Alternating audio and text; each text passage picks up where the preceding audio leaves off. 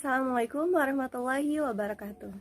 Perkenalkan, nama saya Ulfa Mardiana, mahasiswi dari Politeknik Negeri Subang dari Prodi Keperawatan dengan nomor pokok 10401029. Pada kesempatan kali ini, saya akan menjelaskan materi kuliah Pendidikan Kewarganegaraan dengan dosen Dr. Ujang Cardaes, SHMHMIP.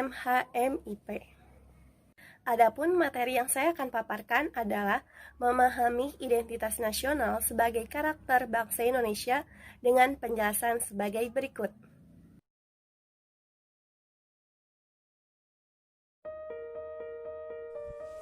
Memahami identitas nasional sebagai ideologi bangsa. Asal-usul nenek moyang bangsa Indonesia adalah bangsa dari daratan Yunan di Cina Selatan. Nenek moyang bangsa Indonesia dan nenek moyang bangsa lainnya di Asia Selatan berasal dari satu sumber, yaitu bangsa Austronesia. Kedatangan nenek moyang bangsa Indonesia dari daratan Yuan terbagi menjadi dua gelombang, yaitu gelombang pertama atau Proto-Melayu yang datang pada zaman Batu Tua atau Neolitikum, dan gelombang kedua atau Deutero-Melayu yang datang pada zaman Perunggu. Terdapat beberapa kelompok manusia yang sudah menempati wilayah Indonesia jauh sebelum kedatangan bangsa Austronesia. Beberapa bangsa tersebut antara lain manusia Pleistosin, suku Wedoid, dan suku Negroid. Ketiga suku tersebut juga merupakan bagian dari asal-usul moyang bangsa Indonesia yang tak bisa disisihkan. Asal-usul nama Indonesia. Netherlands, Hindia Belanda, pemerintah kerajaan Belanda menggunakan nama ini pada masa penjajahan. Lalu Indonesians, nama ini muncul dalam artikel jurnal On the Leading Characteristic of the Papuan, Australian, and Malay Polynesian National.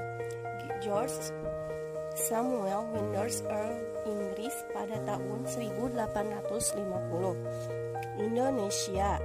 Sebagai murid Winders Earl, James Richardson Logan, Skotlandia mengganti U dengan O. Dalam jurnal artikelnya The Ethnology of the Indian Archipelago pada tahun 1850. Indonesian. Istilah ini dimunculkan ilmuwan Jerman Adolf Bastian dalam artikel jurnalnya Indonesian Ordel die Insiën des Malayischen Archipels pada tahun 1884. Mulai dipakai di pribumi, terbit koran Indonesia Merdeka milik organisasi Indonesian Free Graining yang diubah menjadi Perhimpunan Indonesia pada tahun 1950. Digunakan secara nasional Ikrar Sumpah Pemuda 28 Oktober 1928, Satu Nusa, Satu Bangsa, dan Satu Bahasa Indonesia.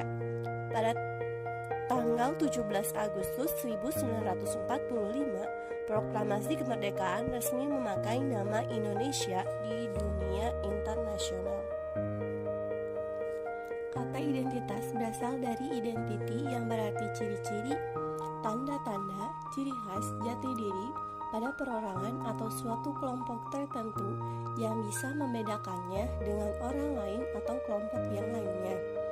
Sedangkan kata nasional merupakan gambaran akan identitas yang melekat pada diri seseorang atau suatu kelompok tertentu atau organisasi yang lebih besar berdasarkan kesamaan visi, budaya, ragam, bahasa, sejarah, cita-cita, serta tujuan. Dari pengertian di atas bisa disimpulkan bahwa identitas nasional adalah suatu kumpulan nilai budaya yang tumbuh dan berkembang pada macam-macam aspek kehidupan, baik dari ratusan suku atau budaya yang ada di himpunan menjadi satu kesatuan seperti Indonesia. di mana identitas nasional Indonesia sendiri mengacu pada Pancasila dan Bhinneka Tunggal Ika. Unsur-unsur pembentukan identitas nasional yang pertama adalah agama, yang kedua suku, yang ketiga kebudayaan, dan yang keempat adalah bahasa. Faktor-faktor pembentuk identitas nasional yaitu yang pertama adalah primordial, yang kedua adalah sakral, yang ketiga adalah tokoh, yang keempat adalah sejarah, yang kelima Bhinneka Tunggal Ika, yang keenam perkembangan ekonomi, dan yang terakhir adalah kelembagaan. Identitas nasional sebagai karakteristik bangsa Indonesia. Karakteristik akan identitas nasional bisa dikatakan sebagai ciri khusus, kebiasaan, atau pola hidup masyarakat yang menempati wilayah tersebut.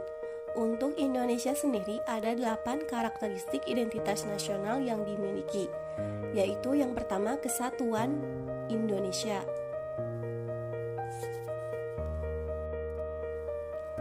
Yang kedua adalah persamaan nasib, dan yang terakhir adalah keinginan untuk merdeka.